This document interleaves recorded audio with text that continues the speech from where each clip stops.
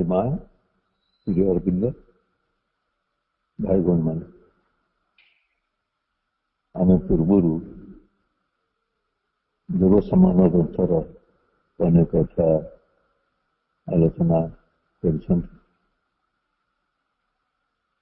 विशेषतः यज्ञ आरोहण 1 और 2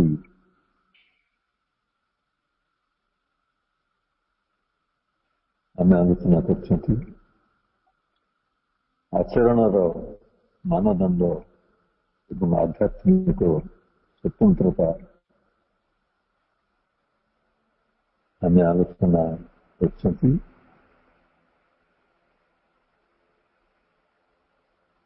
योग समन्वयर से दिव्य ग्रंथर आज जो विषय आम पाखे रही सर्वपरम इच्छा।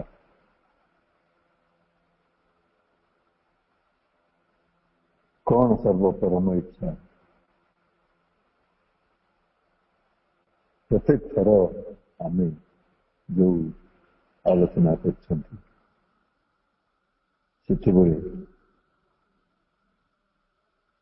गोटे विषय हूँ ऊर्ध्व को आरोहण एवं द्वितीय विषय हूँ से ऊर्ध्वर से दिव्य परम शक्ति को धारण कर पुनश्च निम्न जगत को अवतरण कर आसवा। कारण यही निम्न जगतर रूपांतर दिव्य जीवन श्री अरविंद मांकर शिक्षा एवं दर्शन।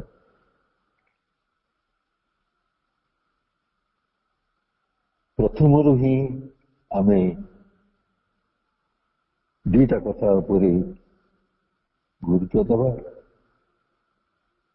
श्री अरविंद जमिति उल्लेख करछंती मो कथाटा कहीदेवी आम बहीटा पढ़ीदबा।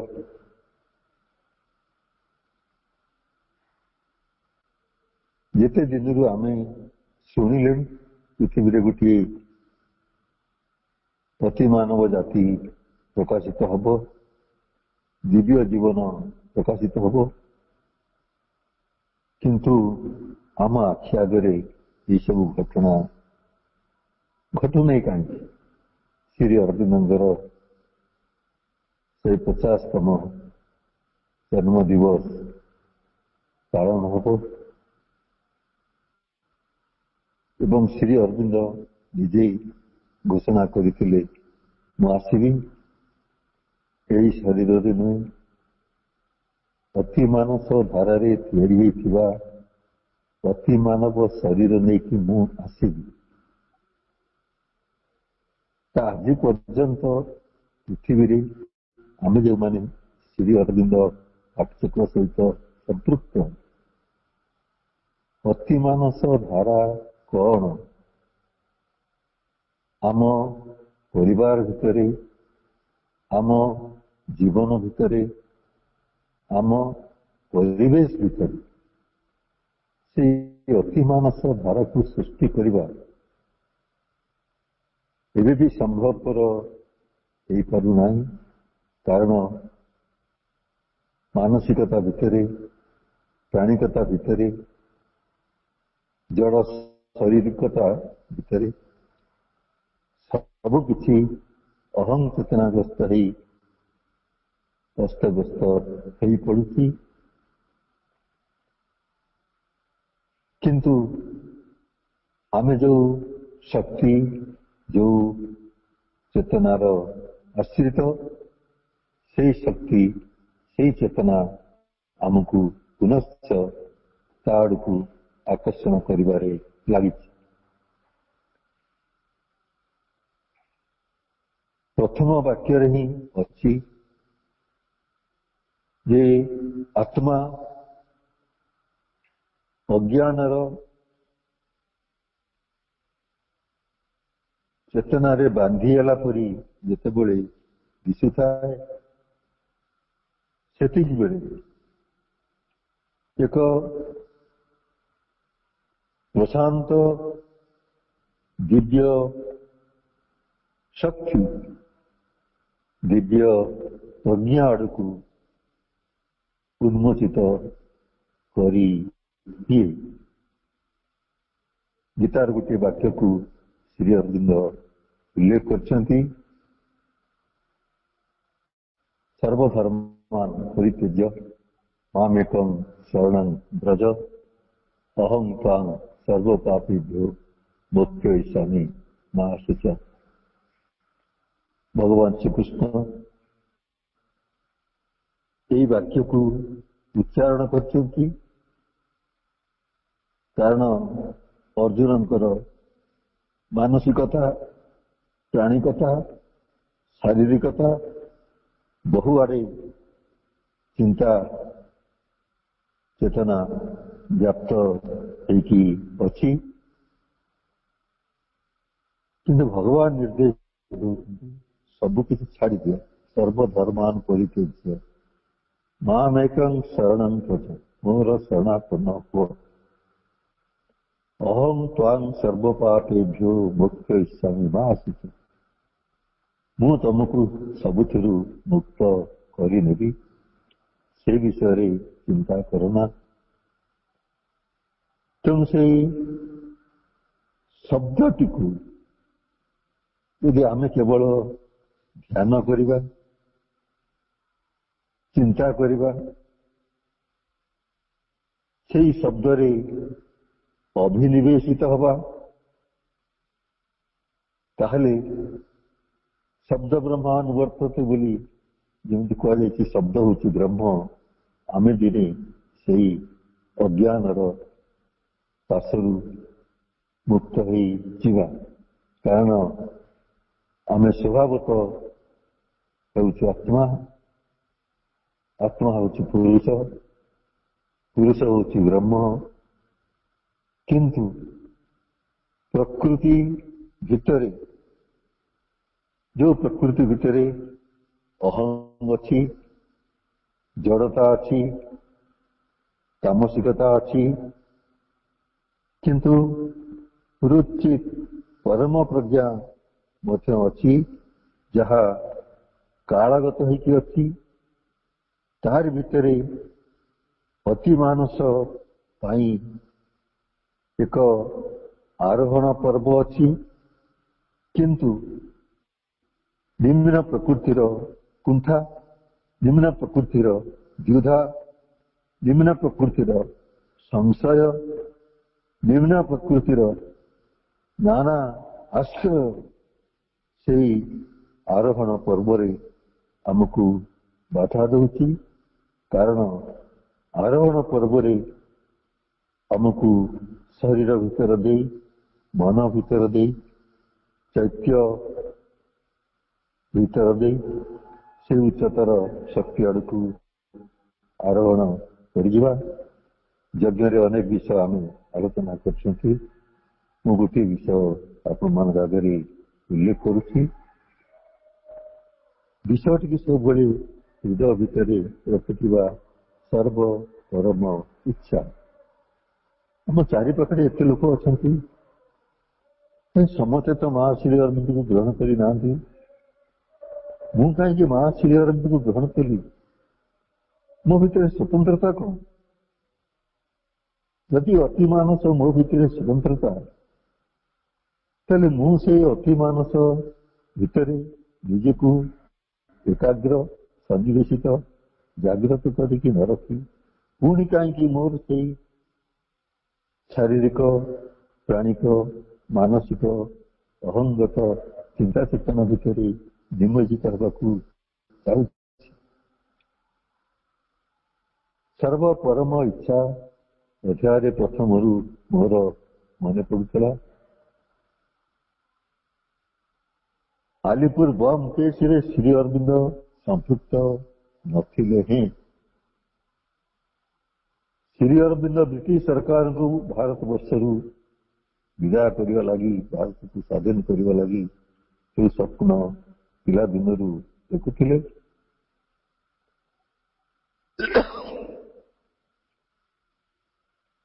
तार परिणाम श्री अरविंद को जेल जावाक पड़ा। श्री अरविंद को कहीं जेल जावाक पड़ा? आम जी थे चिंता करवा, आमर दुख अच्छी, जंत्रणा अच्छी, अशांति अच्छी, असंतोष अच्छी, विपर्य अच्छी, दुर्घटना अच्छी, आम जीवन भितर नाना घटना घटुची। मुझे भगवान को डाकुची, भगवान के आश्रित, भगवान पाखे समर्पित, मां श्री अरविंद शिशु सन्ता, मो जीवन में आसूची कहीं? भगवान रामचंद्र को वनवास जावाक होता, भगवान श्रीकृष्ण को केते कषण सहवाक होता, से बड़े श्री अरविंद को जेल भीतर को जावाक होता। कष्ट श्री अरविंद को जीवन पढ़िले अनुभव भी करिपरिबा नहीं कि कितने कष्ट से स्वीकार कर। तेणु मां कहते who can understand Shri Aurobindo, is the first of the universe and is teaching in ना। तेणु श्री अरविंद को जिते जेल भीतर को अणागला, से ब्रिटिश सरकार ऑफिसर मान भीतर चिंता पशिला जे श्री अरविंद से इंग्लैंड रे किंग्स कॉलेज रे आईसीएस फर्स्ट क्लास। तेणु विचार करने मृत्युदंड दबा आईसीएस फर्स्ट क्लास दरकार। ब्रिटिश सरकार ऑफिसर मान भितर ये जो चिंता सृष्टि है, तेणु से गोटे राति आलिपुर मजिस्ट्रेट को बदली करी इंग्लैंड रू आउ जड़े नुआ मजिस्ट्रेट लॉर्ड बीचक्राफ्ट पोस्टिंग कले, जहाँ को निर्देश दिगला श्री अरविंद को मृत्युदंड दबा।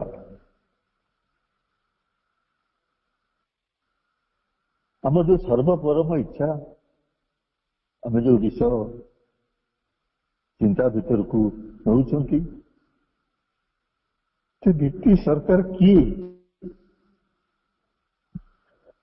से ऑफिसर मानकर बुद्धि ज्ञान केते बाट पर्यंत जाइछि, एवं श्री अरविंद से समय बंदी है समय गोटे मात्र प्रश्न पचारि, मोर दोष कौन? देश को स्वाधीन करवा कौन अपराध? ये गोटे प्रश्न भितर से जो सर्व परम इच्छा जी देखुंट, जी जानुंट, जी स्रष्टा, जी कर्ता, से जो आह्वान, से आह्वान श्री अरविंद को प्रश्नर उत्तर दूची। जिते लॉर्ड बीचक्राफ्ट पोस्टिंग है आलिपुर बम केस फाइल टेकअप कले, देखिले प्रथम ना हूँ अरविंद घोष। किए इंग्लैंड रे किंग्स कॉलेज रे 3 वर्षर जने साथी थे जी होती अरविंद घोष। शांत सरल धीर, पाठ पढ़ा छड़ा कभी खेल पड़िया को जाती ना। सी कौन मोस्ट सीरियस वन ब्रिटिश सरकार को पाखे, ये कौन सही? लेट मी सी, मुझे देखे किए देखले कौन कर। तेणु से सर्वपरम इच्छा को जदि आम आलोचना पर्याय भीतर को नवा, ଯେତେବେଳେ 31 ଜଣ ବନ୍ଦୀଙ୍କୁ ମାଜିଷ୍ଟ୍ରେଟଙ୍କ ଆଗକୁ ନିଆଗଲା। ପ୍ରଥମ ଯିଏ ଚାଲିଥିଲେ ସିଏ ହେଉଛନ୍ତି ଶ୍ରୀ ଅରବିନ୍ଦ। ଗୋଟିଏ ପ୍ରଶ୍ନ ପଚାରିଥିଲେ, ମୋତେ ଜେଲକୁ କାହିଁକି ଆଣିଛ ଭଗବାନ? ସେତିକି ବେଳେ ସେଇ ସର୍ବୋଚ୍ଚ ପରମ ଇଚ୍ଛା ଉର୍ଦ୍ଧ୍ୱରୁ ଘୋଷଣା କଲା, ଜେଲକୁ ଆଣିଲା ଦିନରୁ ସବୁଦିନ ଗୋଟିଏ ପ୍ରଶ୍ନ ପଚାରି ନାହାନ୍ତି, ମୋତେ ଜେଲକୁ କାହିଁକି ଆଣିଛ? Look at the magistrate, look at the prosecuting counsel. Magistrate ଆଡକୁ ଚାହା, ବିରୁଦ୍ଧରେ ଯୋଉ ନର୍ତ୍ତନ ଓକିଲ ଅଛି ତାଙ୍କ ଆଡକୁ ଚାହା। I am Vasudeva, I am Narayana, I am in all man, I am in the nation. You are brought to jail not for trial but for something else. ये जो भाषा ऊर्ध्वरू श्री अरविंद भीतर को आसला, मत चाह मुझे वासुदेव, मुझे नारायण, से होती श्रीकृष्ण। से ही घोषणा करछंती सर्वधर्मान परित्यज्य मामेकं शरणं व्रज अहं त्वां सर्वपापेभ्यो मोक्षयिष्यामि मा शुच। से श्रीकृष्ण 1908 मसीह श्री अरविंद सहित रहिले एवं केते थर आम आलोचना करछंती। 1926 मस्तिष्क ऊर्ध्व देखी शरीर भीतर को प्रवेश करगले, जहाफल अति मानस आड़क दृष्टि खोलीगला।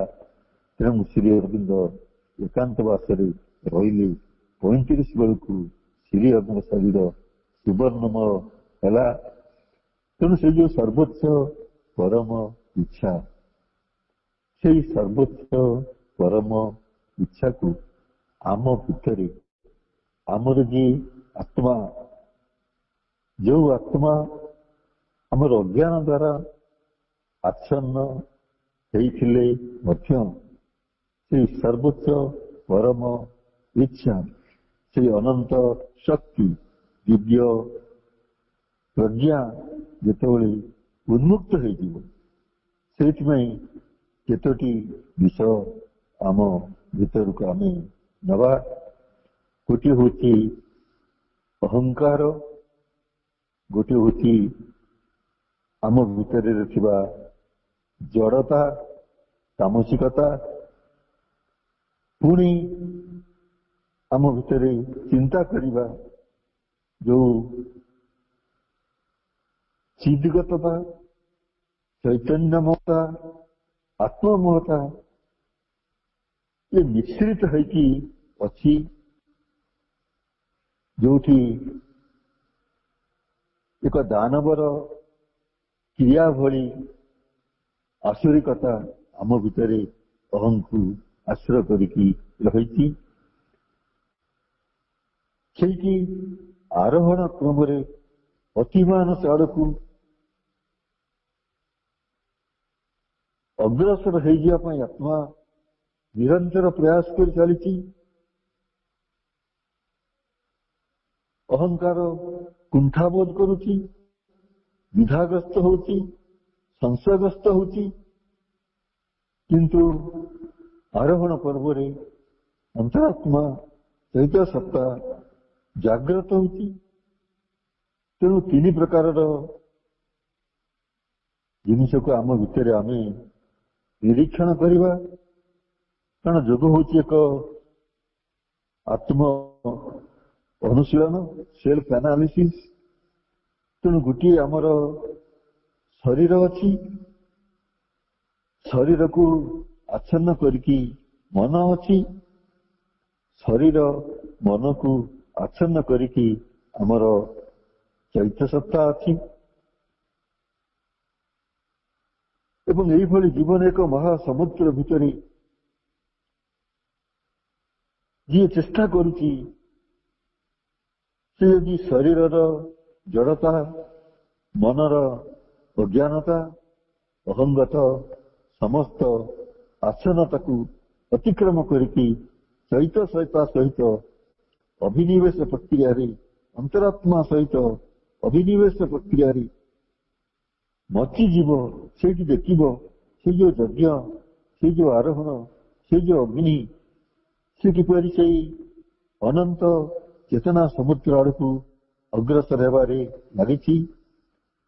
ତେଣୁ ଶ୍ରୀ ଅରବିନ୍ଦ ଆଉ ଗୋଟିଏ ଶବ୍ଦ ପ୍ରୟୋଗ କରୁଛନ୍ତି, ଏକ ନିଷ୍ଠାପର କର୍ମଯୋଗ। ଯୋଉ ନିଷ୍ଠାପର କର୍ମଯୋଗରେ ବାରମ୍ବାର କୁହାଯାଇଛି ସବୁ କିଛିକୁ ସର୍ବଧର୍ମାନ ପରିତ୍ୟଜ୍ୟ, ସବୁ କିଛିକୁ ସମର୍ପଣ କରିବାକୁ ହବ ଏବଂ ସାମଗ୍ରିକ ଭାବରେ ବାଛିବାକୁ ହବ, ଯାହାକୁ ଆମେ ସମସ୍ତେ ପଢୁଛନ୍ତି।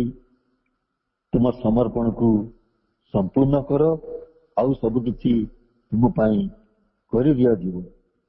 ତେଣୁ ସେଇଠି ଯୋଉ ପ୍ରକାରର ବନ୍ଧନ ଅଛି, ଯୋଉ ପ୍ରକାରର ଅଜ୍ଞାନ ଅଛି, ସେଇ ଅଜ୍ଞାନ ଚାଳିତ ଅହଂ ଚାଳିତ ଆମ ଜୀବନ ଯାତ୍ରା ଭିତରେ ଆମେ ଯେତେ ଯେତେ ଯେତେ ବାଟ ଯାଉଥିବା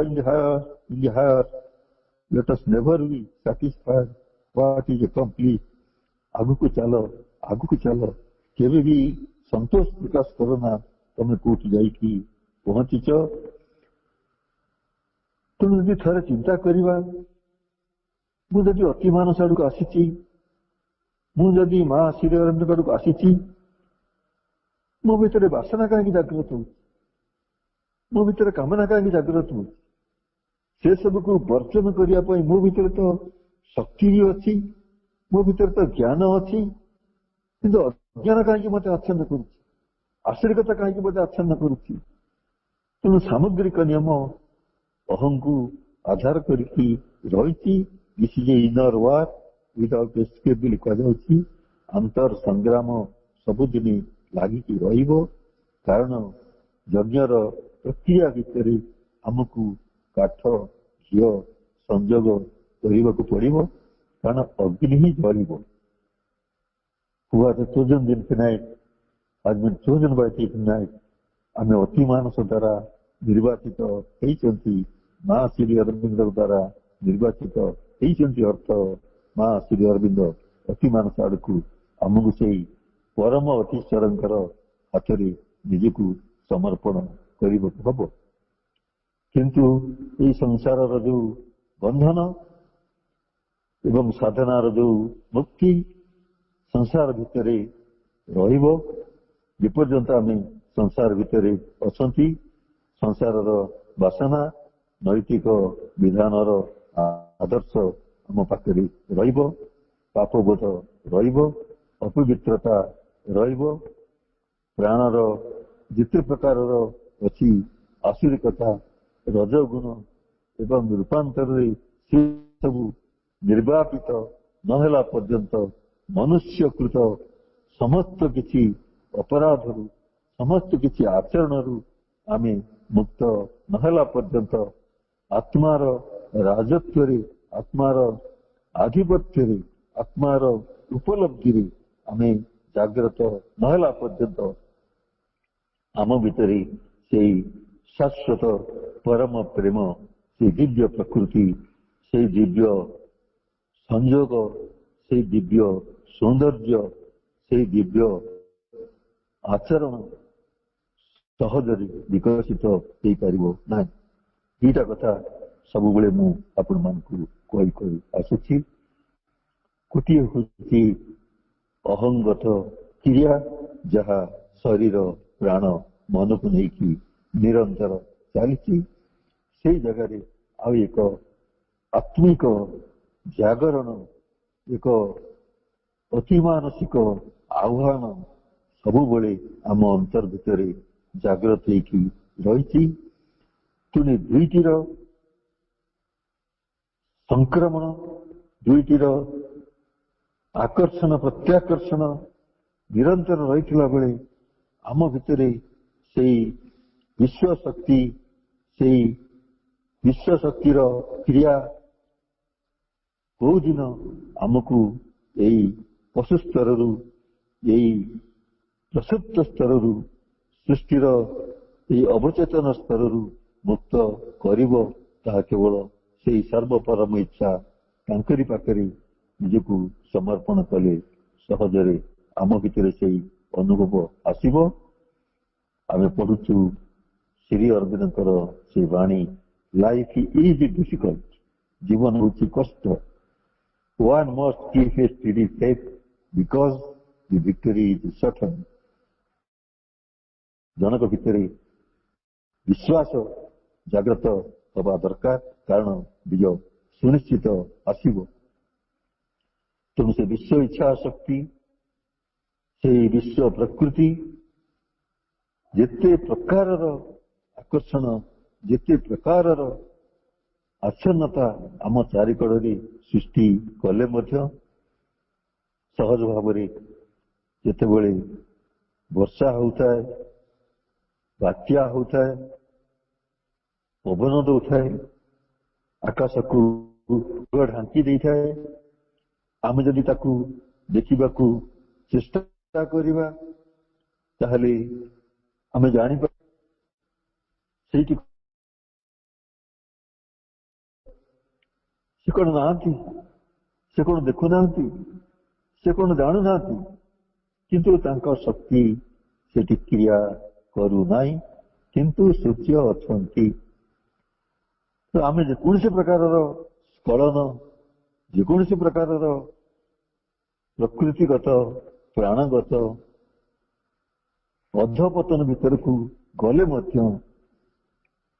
से जो ईश्वर शक्ति से जो व्यक्तित्व से जो आंतर निरवता भितर से परम सामर्थ्यर जो महान शक्ति से आध्यात्मिक शक्ति आम गत थर जहाँ आलोचना करथिले आचरणर मानदंड और आध्यात्मिक स्वतंत्रता से भाव से आध्यात्मिक नियंत्रणर शिक्षा एवं से विश्व व्यापी दिव्य जननीकर अनुकंपा आमको दिने ये अज्ञान ये अंधकार ये आच्छन्नता भितर से ज्ञान कर्म समर्पण आड़कू अग्रगति करनब। तीनटा विषय आम जानी ज्ञान जानी शास्त्र अध्ययन करने को हम प्रेम जानी आमको से उच्चतर अग्नि शक्ति आड़कू निजकू खोली धरने को हम निकटरे जहाँ करणीय रही कर्म। तेणु कर्म जोग कर्मर नायक कर्मर प्रेरक कर्मर शक्ति आमर आधार भितर आम निजकू से बाटर जागृत करने चेष्टा करवा ताहले भाई भौणी माने सबुथर मु कही आसी आम शरीर को देखिपुं प्राणगत प्रकृति को कामना वासना आकर्षण को जापर मानसिक समस्त प्रकार चिंता चेतना को जापर किंतु मु पिला मान को बेले बेले पचारे यही शरीर मरण प्राण को जी तैयारी कर जी आमर प्रभु जी आमर सर्वचेतनामयी जननी सी तार भितर अच्छा सूर्य ठारू सूर्यंकर आलोक जमीती निश्चित हुई से भली आम अंतरात्मा से आलोक शरीर प्राण मन आड़कू आकर्षित होउची बोली जागृत होउची बोली मां श्री अरविंद आड़कू आम मनटा आसी तेणु शारीरिक प्राणिक मानसिक जेकोसी कर्म जेकोसी भावना जेकोसी समय भितर दीटा कथा लिखाही सामूहिक उदासीनता सामूहिक एकांतवास आम जदि किसी समय चिंताग्रस्त हवा एकाग्र हवा କୋଉଠି ମୋର ସେ ଅନ୍ତରାତ୍ମା, କୋଉଠି ମୋର ସେ ଚୈତ୍ୟ ସତ୍ତା, କୋଉଠି ମୋର ସେଇ ଆତ୍ମା ଯିଏ ହଉଛି ଈଶ୍ୱର, ଯିଏ ହଉଛନ୍ତି ବ୍ରହ୍ମ, ଯିଏ ହଉଛନ୍ତି ପୁରୁଷ, ସେ ମୋ ଭିତରେ ମୋ ଭିତରେ କେଉଁଠାରେ ଅଛନ୍ତି? ଏଇଭଳି ଭାବରେ ଆମର ସେଇ ଏକାଗ୍ରତାକୁ ଲକ୍ଷ୍ୟ ରଖି ସେଇ ଦିବ୍ୟ ପରମ ସତ୍ତା ତାଙ୍କର ଅଭିବ୍ୟକ୍ତି, ସେ ଯୋଉ ଆନନ୍ଦମୟୀ ଅଭିବ୍ୟକ୍ତି, ତାଙ୍କର ସେଇ ପ୍ରେରଣାଦାୟିନୀ ଅଭିବ୍ୟକ୍ତି ମନ ଅପେକ୍ଷା ଆହୁରି ଏକ ଉଚ୍ଚତର ହୃଦୟ ଭିତରେ, ଯୋଗ ମଧ୍ୟରେ, ପରିପୂର୍ଣ୍ଣତା ଭିତରେ ଆମ ଭିତରେ ଦିନେ ଅଭିବ୍ୟକ୍ତ ହେବେ। ଆମ ଭିତରେ ସେ ହିଁ ଅଭିବ୍ୟକ୍ତ ହେବେ ବୋଲି ଆମକୁ ଏଇ ଦିଗକୁ ଆଣିଛନ୍ତି। କିନ୍ତୁ ଆମ ଭିତରେ ଯୋଉ ବ୍ୟକ୍ତି କି ଇଚ୍ଛାଟି ଅଛି, ଆମ ଭିତରେ ଯୋଉ ବୁଦ୍ଧି ଅଛି, ଆମ ହୃଦୟର ଯୋଉ ପ୍ରକାରର ଅନୁଭବ ଶକ୍ତି ଅଛି, ସେଇଠି ଏକ ଚୈତ୍ୟ ସତ୍ତା, ଚୈତ୍ୟ ଅଗ୍ନି, ଅତିମାନସ ଅଗ୍ନି ଜାଗ୍ରତ ହେଇକି ଅଛି। ଶ୍ରୀ ଅରବିନ୍ଦଙ୍କର ସେଇ ସର୍ବପରମ ଇଚ୍ଛା ଅଧ୍ୟାୟକୁ ଅଧ୍ୟୟନ କଲେ ତାର ଶେଷ ଶବ୍ଦ ଗୁଡ଼ିକ ହେଉଛି ଏକ ଆନନ୍ଦମୟ ମାଧୁର୍ଯ୍ୟ ମଦିରା ଜୀବନକୁ ଅତିମାନସ ଆଡ଼କୁ ଉତ୍ତୋଳିତ କରିନେବ। ପ୍ରତ୍ୟେକ ଥର ମୁଁ ଆପଣମାନଙ୍କୁ ଏଇ କଥା କହିଛି। ଗୋଟିଏ ଥର ଗୋଟିଏ କଥା ହେଉଛି, ଯଦି ଅତିମାନସ ଆମ ଜୀବନର ଲକ୍ଷ୍ୟ ହେଇକି ରହିବ, ସେଥିପାଇଁ ଗୋଟିଏ ହେଉଛି ପ୍ରଜ୍ଞା, ଗୋଟିଏ ହେଉଛି ଜ୍ଞାନ, ଆଉ ଗୋଟିଏ ହେଉଛି ଗୋଟେ ସାମୂହିକତା, ଏକ ଏକତ୍ୱବୋଧ। କେତେ ଜଣ ମିଶିକି ଗୋଷ୍ଠୀ ଆତ୍ମା ବୋଲି ବାରମ୍ବାର କହୁଛି, ଯଦି ଆମେ କରନ୍ତେ ତାହେଲେ ସେ ଯୋଉ ଅତିମାନସ ଧାରା, ସେ ଅତିମାନସ ଧାରା ଆମ ପାଇଁ ସହଜ ହେଇଯାଆନ୍ତା।